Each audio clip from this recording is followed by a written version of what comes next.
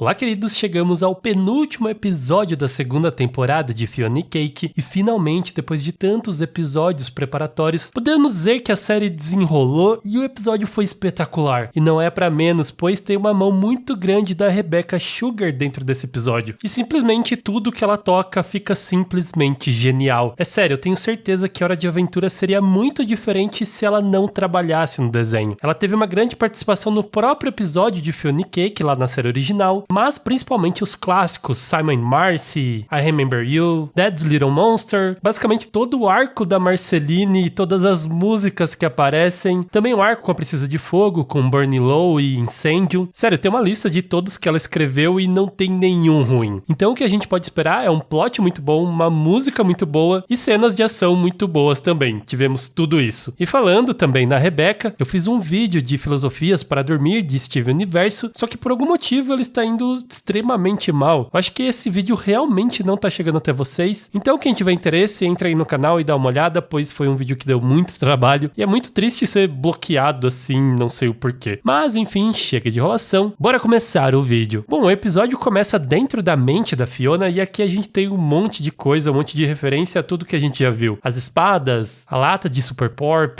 a planta que ela deixou morrer e aquele bendito frango despenado, só que agora em formato de pelúcia. E junto com ele tem uma planta, uma fita do Marshall Lee, um doce do Gary e a própria van que o Marshall morava. Isso representa toda a relação que ela tem com seus amigos. É uma cena bem simbólica, ela se olha no espelho, sente raiva, pega todas essas relações que ela tem e guarda dentro de uma gaveta. E nisso chega a maga caçadora, literalmente saindo da sua mente e entrando na dela. E ela vai procurar alguma conexão ali com a magia verde, mas a Fiona se toca que o problema tá dentro da cabeça da maga, conseguindo assim se transportar para lá, revivendo a cena do incêndio que matou os pais dela, que representa o desespero dela não conseguir salvar as pessoas que ela ama. E aqui, no caso, esse sentimento é em relação ao fim. Então a Fiona pega ela no colo, abraça, e isso faz ela lembrar de todas as vezes que ela foi cuidada. E isso acalma sua mente, fazendo ela finalmente se reconectar com a magia verde e com o coração da floresta. E assim ele acaba aparecendo ali pelaquela porta, e parece que ele iria permitir que a Huntress o matasse, mas esse não é o caminho que ela quer escolher dessa vez, apenas o venerando. E assim ela ganha a sua forma normal de volta, e em seguida o servo cria uma saída, mas é claro que a Fiona decidiria ir junto com ela. Aparece um portal rosa no mundo real que acaba levando elas, e com isso a Cake acaba indo junto também. A Fiona, pra falar a verdade, tá sem rumo, ela aparece ali naquele novo mundo, dizendo que seria só mais um que ela destruiria, que ela só puxa todo mundo pra baixo, basicamente desistindo de tudo. Só que ao descer os níveis daquele lugar, ela acaba chegando em uma terra firme, na verdade dentro de uma planta alienígena maluca, dizendo que era exatamente isso que ela merecia. Só que nesse momento alguém salva ela cortando aquela planta, a gente acha que pode ser a maga caçadora, mas é um ser completamente diferente que acaba revelando ser nada mais e nada menos do que o Fern. Não, nenhuma outra versão alternativa do Fern. Exatamente o mesmo Fern que morreu no final de Hora de Aventura. Eu realmente não tava esperando por isso. Mas se a gente parar pra pensar, até que faz sentido. Porque imagina, o Fern é uma duplicata do Finn, que nasceu de uma linha temporal criada pelo próprio Prismo. A sua verdadeira forma está ligada, primeiramente, antes de tudo, à espada Finn. Só que ele é corrompido pelo demônio de grama, ganha esse novo corpo, mas acaba se desfazendo na batalha final. Então, o que eu acho que aconteceu aqui, pois ele disse que ele meio que morreu no mundo real e acabou indo parar nesse lugar que eles chamam de Undergrowth. Pelo fato de ele ser uma duplicata feita na sala do tempo, ele pode meio que não pertencer a nenhum mundo de verdade. Então, quando ele morreu, eu acho que as entidades não sabiam o que fazer exatamente com a alma dele. E com isso, eu acho que eles decidiram mandar ele para esse lugar até que ele pudesse finalmente reencarnar no formato de espada Finn, que é o que a gente vê que vai acontecer em 1000 anos no futuro com o Charmy Beth. É o único caminho lógico que eu consegui criar o porquê ele estaria nesse lugar, mas se vocês tiverem outras ideias, eu ficaria muito feliz de ler aqui nos comentários. Mas enfim, a gente volta pra Cake, começa a conversar com uma minhoca gigante, e ele explica que aquele lugar se chama subvegetação e que ele é a minhoca kármica. Todas aquelas bolotas vermelhas aparecem toda vez que alguém no multiverso reprime algum sentimento, algum pensamento pensamento ruim. E o trabalho dela é transformar essas bolotas em basicamente esterco que acaba virando uma árvore, e quando elas estão finalmente prontas, elas se tornam mais leves e conseguem flutuar de volta para o seu dono. Ou seja, os caras criaram toda uma temática incrível para falar sobre karma, filosofia, sobre a capacidade de encarar os nossos medos, os nossos traumas. E o episódio entra numa vibe bem profunda, filosoficamente falando. Eu acho que valeria até um outro vídeo para eu encarar com essa profundidade esse episódio. Mas, por enquanto, vamos continuar um pouco mais na superfície. E quando a Fiona e Fernie chegam ao lugar que ele aparentemente mora, é ao lado de uma árvore muito especial para ele. A árvore de todas as bolotas do Finn. A Fiona vê primeiro o momento em que ele perdeu seu braço, depois uma memória dele jogando com a maga caçadora, e o Finn diz que ela poderia ganhar mais vezes nos videogames se ela morasse ali com ele, mas ela age como sempre daquele jeito estranho, se esquivando de sentimentos e responsabilidades mais profundas. E como a gente pode ver, isso acaba virando uma ferida, uma dor para o Finn. Quando ela toca uma bolota gigantesca, aquele foi o exato momento em que o Finn percebeu que ele tinha perdido o Jake. E isso dá algumas pistas pra gente. A gente não sabe exatamente como aconteceu. Pode ter sido uma tragédia horrível do jeito que ele acabou reagindo, mas eu acredito que ele reagiria assim mesmo que fosse uma notícia dada por alguém. Nas tirinhas de Steven Wolfhard, ele mostra como o Jake acabou morrendo de velhice. Não podemos ver o fim em seu funeral, provavelmente pois ele não aguentaria. E é muito legal, pois eles acabam levando o corpo do Jake para o buraco da terra e ele se expande, preenchendo ele completamente, virando um lugar cheio de vida e vegetação. E eu gosto de acreditar que isso é canon e que foi exatamente assim que ele morreu. De qualquer forma, esse foi o evento mais traumático de toda a vida do Finn. Inclusive, quando ele finalmente morre velhinho em Together Again, ele disse que passou o resto da sua vida esperando o momento que ele poderia se reencontrar com seu irmão. O Fern, então, explica que todas aquelas esferas são memórias e sentimentos que o Finn ainda não conseguiu superar. Na verdade, ele é muito ruim de encarar os seus traumas. Para ele, ignorar e seguir em frente parece ser mais fácil, mas no fundo está tudo ali entalado dentro dele. Enquanto isso, a caçadora está enfrentando a maga bruxa, que aparentemente seguiu ela por aquele portal, tomou toda a seiva do coração da floresta que a maga pegou e virou essa versão maluca, toda desconfigurada, envenenando tudo ali naquele mundo. E a luta entre elas, meu Deus do céu. Fazia tempo que eu não via uma cena de ação tão bem feita assim em Hora de Aventura. E é claro que no final a maga caçadora acaba vencendo. Voltamos então para Fiona, que começa a ver as memórias dos amigos. O Gary tendo uma infância difícil, a memória do Alice conversando lá com as alienígenas de Vênus, revelando que a frase que ela acaba falando é "vá além do final do pêssego". Eu não sei exatamente o que isso quer dizer, não entendi se foi um trocadilho meio sexual e, sinceramente, vamos deixar pra lá. Ela vê, mais uma vez, o Marshall sendo repreendido pela mãe, depois ela vê uma memória do Hunter, irritado por ter perdido a reunião e desejando que a Fiona colocasse a própria vida em ordem. Ela nunca tinha visto ele falar daquele jeito, mas é basicamente o sentimento que todo mundo que tá assistindo também tem com ela. E ela então começa a ficar com raiva de si mesma. E aí que ela acaba entrando em uma memória dela mesma. E aqui ficou um pouco confuso. Duas pessoas misteriosas começam a falar dela, que ela age estranho, que só conversa com os gatos que estão para adoção e meio que fazem um paralelo com ela, dando a entender que talvez ela seja adotada também, não sei exatamente. Afinal, as versões de Minerva e Martin nunca apareceram no mundo de Fiona e Cake. Por fim, vendo a memória em que ela acaba matando o Rei do Inverno. Talvez um dos traumas mais recorrentes que ela tem. E aí voltamos para o Cake e a Minhoca, onde a Cake também tem um momento de desenvolvimento, de tudo aquilo que ela estava duvidando e tentando esconder sobre quem ela realmente é. Passar um momento ali com a Minhoca Karmática faz ela perceber muita coisa. Ele gosta dos poderes dela. Ele canta uma música sobre como as pessoas e suas memórias estão sempre se transformando, e a Cake entra no meio dessa música e começa a aceitar quem ela realmente é também. Foi um momento perfeito para resolver os conflitos internos da Cake. A música é muito boa, provavelmente escrita pela Rebecca, e temos também um desfecho para a história dele. Como a gente já tinha visto, ele tem o mesmo dublador do personagem que é o irmão da Coruja Cósmica, que teve como punição ir ali para aquele lugar no submundo, mas Mas esse lugar era na verdade a subvegetação, e ele, diferente do seu irmão, acabou aceitando muito bem o seu destino, gostando de fazer o seu trabalho e estando em paz. E aí a gente vê algumas bolotas azuis, que provavelmente significam sentimentos de seres cósmicos, pois a gente vê tanto do Prismo quanto da coruja cósmica. A Mihawk explica que ele não consegue digerir os sentimentos do irmão, e nesse momento a Cake revela que ele estava morto. E aí acontece o que eu menos esperava. A Mihawk explica que seres cósmicos são como ideias, difíceis de matar de verdade. Então ele consegue quebrar uma memória, e isso é o suficiente para trazer a coruja cósmica de volta à vida. Os dois finalmente se desculpam e têm um reencontro muito emocionante. Ele então acaba voltando para o seu corpo, que estava morto em teoria. O pobre do Finn tá ali quase morrendo e o Orbo fica querendo que ele fale alguma coisa. E nesse momento, no meio das chamas, igual uma fênix, a coruja cósmica ressurge. Com essa forma de bebê pássaro super fofinha, depois criando umas peninhas assim, penujinhas. E quando o Orbo fala para ele voltar ao seu trabalho, ele simplesmente diz que se demite, fugindo na frente de todo mundo, dizendo que alguém teria que alcançá-lo. Eu tô bem curioso para saber o que vai acontecer aqui. No fim, a maga diz pra Fiona que é hora de voltar para casa, e ela também está com uma atitude completamente diferente, dizendo que ela perdeu a cura, mas tá tudo bem, ela vai encontrar uma outra saída. Só que nesse momento, a Cake chega ao lado da Fiona e diz que não está pronta para ir embora, que ela gostaria de ficar ali, não para sempre, mas que estava curiosa sobre aquele lugar, onde provavelmente ela poderia aprender muito mais sobre ela, junto com esse ser incrível que ela adorou conhecer. E sinceramente, se isso for um interesse amoroso dela com a Minhoca, eu acho que faz muito mais sentido do que com o próprio Omicron. Mas não sei se é exatamente isso. As três se abraçam, sim, a maga aceita um abraço para ver o quanto ela tá mudada, e ainda agradece a ajuda da Cake e diz pra Fiona que ela não é uma ferramenta quebrada, que ela é incrível. Um final extremamente acolhedor e bonito. Já em Yu, podemos ver que o Finn tinha retornado, mas a Jujuba revela que os seus órgãos estão falhando e que ele pode morrer a qualquer momento. Ela diz que não há outra escolha e que vão precisar ligar para sua mãe. Eu realmente estava curioso se eles iam trazer ou não a figura da Minerva para a série, que faz muito sentido e eles deveriam ter ligado há muito tempo atrás. Não sei exatamente qual o motivo de demorar tanto, sabe? E até pode ser que ela seja realmente a solução para tudo. Não sei se a maga vai ter o que precisa para salvar a vida dele. Mas enfim, vamos descobrir isso semana que vem, exatamente no dia do Natal. Presentinho aí que a gente vai ganhar da dona HBO Max. Então espero que tenham gostado do vídeo. Deixe seu like se você gostou, se inscreva no canal e ative o sininho para não perder os próximos. E claro, aquele grande